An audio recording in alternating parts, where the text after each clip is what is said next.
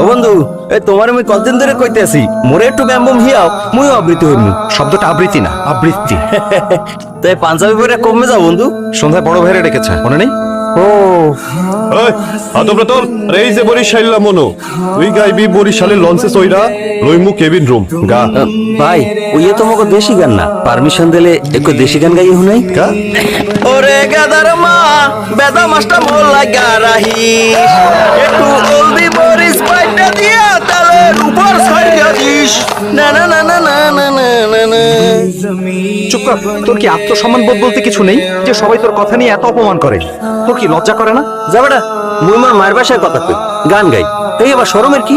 এই যে রিশাইলা মনো, তোমার গানটা কিন্তু খুব ভালো লাগছে। তো সমস্যা হইলে বড় ভাইদের জানাবা। যে সব শুদ্ধ ভাষার উচ্চারণ তুই তার আবৃত্তি কেন করে জানিস?